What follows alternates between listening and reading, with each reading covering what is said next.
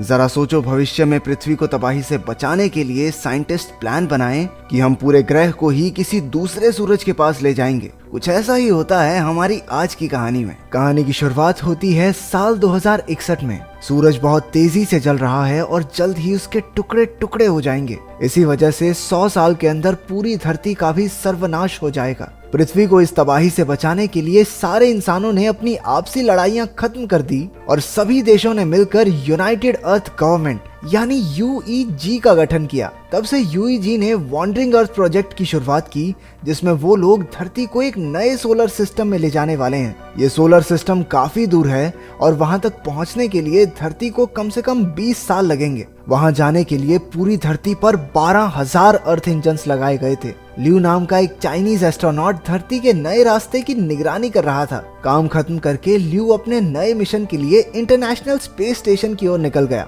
उसका बेटा क्यूई और बेटी हान धरती पर ही थे। ल्यू का मिशन था पृथ्वी को सही तरीके से नए रास्ते पर बनाए रखना। कई साल बीत गए और अब तक करोड़ों लोग प्राकृतिक आपदाओं में मारे जा चुके हैं। अब धरती का घूमना बंद हो गया था, जिसकी वजह से सुनामियों ने तबाही मचा रखी थी। और तो और सूरज से दूर होने की वजह से धरती की सतह पूरी तरह बर्फ में जम चुकी थी। इसी वजह से बचे हुए इंसान धरती के नीचे बने शहरों में रह रहे थे। 17 साल बाद 2078 में ल्यू और उसके कलीग स्पेस स्टेशन में अपना काम खत्म करके धरती पर लौटने की तैयारी में थे। उसका बेटा क्यूई अब नौजवान हो चुका है और हैवी ट्रक्स ठीक करने का काम करता है। क्योंकि बाकी इंसानों की तरह वो भी धरती के नीचे बने शहरों में रहता है, इसलिए उसने कभी धरती के ऊपर का नजारा देखा ही नहीं था। वो बड़ी शिद्दत से बाहर जाना चाहता था, लेकिन मौजूदा हालातों में ऐसा मुमकिन नहीं। लेकिन एक दिन उसने फैसला किया कि बाहर तो वो जाकर रहेगा। उसने गैर कानूनी तरीके से 2 थर्मल सूट और फेक आईडीज चुरा ली।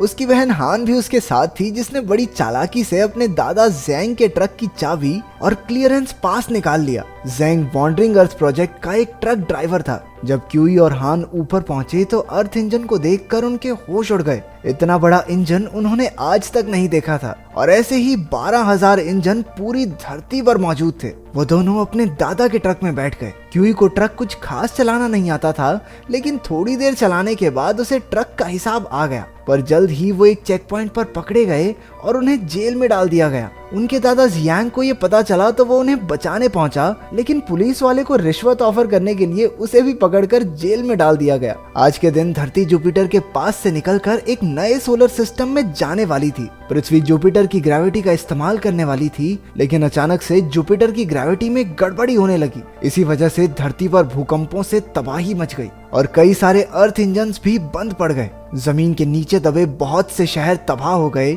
अब जुपिटर अपनी गुरुत्वाकर्षण शक्ति से बहुत तेजी से पृथ्वी को अपनी ओर खींच रहा था, जिसका सीधा मतलब ये था कि जल्द ही दोनों ग्रह एक दूसरे से टकरा जाएंगे। उधर क्यूई, हान और उनके दादा एक और कैदी टिम के साथ मिलकर जेल से भागने में कामयाब हो गए। बाहर निकलकर ज़ैंग ने अपना ट्रक ढूंढा और सबको साथ लेकर बिल्डिंग्स और पत्थरों से बचते हुए दूसरी अंडरग्राउंड सिटी की ओर बढ़ने लगा। उधर ल्यूई का स्पेस क्राफ्ट धरती पर लौटने ही वाला था कि तभी मेन कंप्यूटर मॉस ने कहा कि क्योंकि space station low energy mode में जा रहा है, इसलिए उन सबको हाइबरनेशन में जाना होगा। लेकिन ल्यू अपने परिवार से मिलना चाहता था। उसने अपने पिता को कॉल किया तो उसे जेल वाले कांड और धरती की तबाही के बारे में पता चला। उसने उन्हें पास के एक बंकर का रास्ता बताया। इसके बाद वो हाइबरनेशन में जाने की तैयारी करने लगा। उधर ज़ैंग के ट्रक को चाइनीज सैनिकों की रेस्क्यू टीम ने रोक लिया। उनके कैप्टन वैंग ली ने ऑर्डर दिया कि उन्हें ट्रक में लाइटर कोर नाम का फ्यूल लेकर जाना होगा, जिससे कि बंद हुए अर्थ इंजन्स को फिर से चलाया जा सकता है। मजबूरी में ज़ैंग को मानना पड़ा।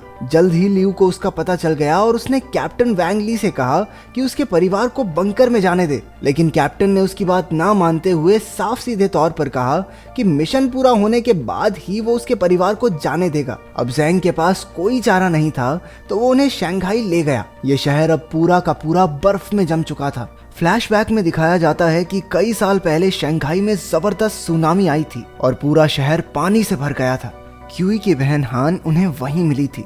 तब ज़ैंग ने उसे गोद ले लिया था। कहानी बताते हुए अचानक से एक भूकंप आ गया और दोनों ओर से बर्फ के पत्थर गिरने लगे। सभी ट्रक से बाहर आकर शंघाई की सबसे बड़ी बिल्डिंग की ओर भागे, लेकिन ये तो बस तबाही की शुरुआत थी। वो बिल्डिंग में ऊपर चढ़ रहे थे, लेकिन आसपास सब जोर जोर से हिलने लगा। उन्होंने लाइटर कोर के साथ एक सुरक्षित जगह पर पहुंचने की कोशिश की, लेकिन रास्ते में ही कुछ सैनिक मारे गए। यंग जमीन पर अलग से गिरा हुआ था। उसे एहसास हुआ कि उसकी ऑक्सीजन खत्म हो रही है, तो उसने अपना हेलमेट उतार दिया, लेकिन बेहद ठंड की वजह से उसकी मौत हो गई। इसके बाद क्यूई ने अपने दादा की मौत का जिम्मेदार वैंग ली को ठहराया। गुस्से में उसने कैप्टन पर हमला कर दिया, लेकिन क्यूई जल्द ही हार गया। उसने ठान लिया था कि वो इस मिशन पर उनका और साथ नहीं देगा, इसलिए अब सैनिकों की टीम खुद ही लाइटर कोर लेकर अर्थ इंजन की ओर बढ़ने लगी। क्यूई अपनी बहन हान और टिम के साथ वापस घर की ओर चल पड़ा। उधर स्पेस स्टेशन में लियू को मॉस से पता चला कि उसका परिवार गुम हो चुका है और धरती पर तबाही बढ़ती जा रही है। उस सुपर कंप्यूटर मॉस ने यह भी कहा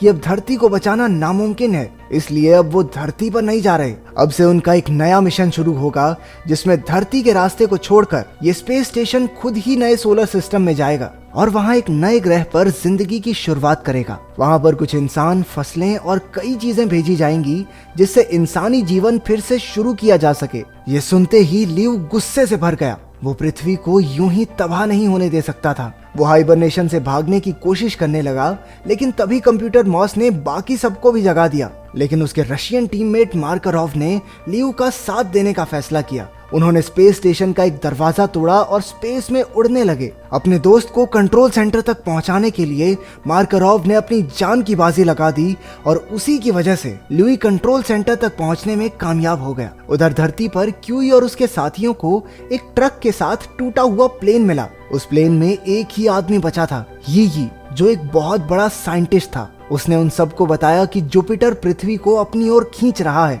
जिसकी वजह से हवाई जहाजों का उड़ना भी अब नामुमकिन है। यी ने उन्हें बताया कि अब पृथ्वी को तबाही से बचाने का एक ही रास्ता है। उसके लिए उन्हें पृथ्वी के बीचों बीच रखे सबसे बड़े अर्थ इंजन तक पहुंचना होगा। ऊपर स्पेस स्टेशन में लियू ने कंट्रोल रूम में जाकर मॉस को कंट्रोल करने की कोशिश की, लेकिन मॉस ने कहा कि वो सिर्फ यूनाइटेड अर्थ गवर्नमेंट के ऑर्डर्स फॉलो कर रहा है। दूसरी ओर चाइनीज सैनिकों की टीम ने अपनी मंजिल पर पहुंचकर देखा कि पूरा शहर लावा से पिघलकर राख हो चुका था। वहां के अर्थ इंजन को बचाना अब नामुमकिन था। कुछ देर बाद एक और सैनिक की मौत हो गई।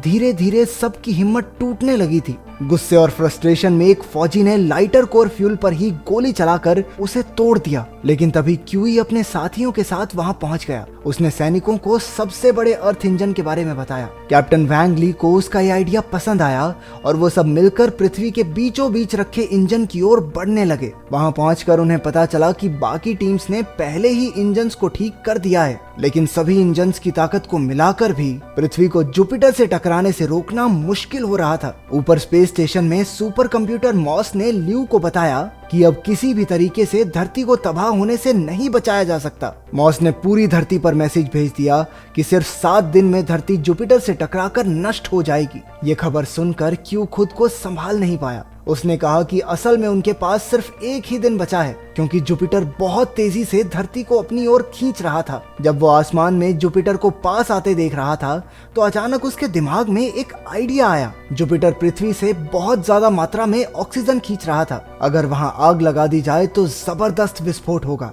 क्योंकि ऑक्सीजन में आग बहुत तेजी से फैलती है। इसी धमाके के असर से पृथ्वी को जोरदार झटका लगेगा और हमारा ग्रह जुपिटर से दूर हो जाएगा। क्यूई ने तुरंत अपना प्लान यी को बताया और जल्द ही दोनों ने मिलकर सबसे बड़े इंजन को हैक कर लिया। उसी इंजन की ताकत से जुपिटर तक आग पहुंचाई जा सकती थी। उन्होंने बड़ी मुश्किल से इंजन को प्रोग्राम किया, लेकिन आखिर में आग जलाने के लिए फायरिंग पिन को धक्का नहीं दे पाए। मदद के लिए कैप्टन वैंग ली ने पास के रेस्क्यू वर्कर्स को बुलाया, लेकिन किसी ने भी उसकी बात नहीं सुनी। तभी क्यूई की बहन हान ने स्पेस स्टेशन में इमरजेंसी कॉल लगाकर अपने पिता से मदद मांगी और उसे पूरा प्लान समझाया। लेकिन मॉस ने कहा कि बाकी साइंटिस्ट के पास भी पहले से ये आइडिया था और इसके कामयाब होने का कोई चांस नहीं है। फिर भी लियू ने यूईजी से परमिशन मांगी, लेकिन उन्होंने साफ इनकार कर दिया। आखिरकार हान ने बचे हुए रेस्क्यूअर्स को इमोशनल स्पीच देते हुए कहा कि वो सब मिलकर ही इंसानियत को तबाही से बचा सकते हैं। उसे सुनकर दुनिया भर के लोगों के दिल भर आए। कुछ ही पलों में हजारों रेस्क्यूअर्स वहां पहुंच गए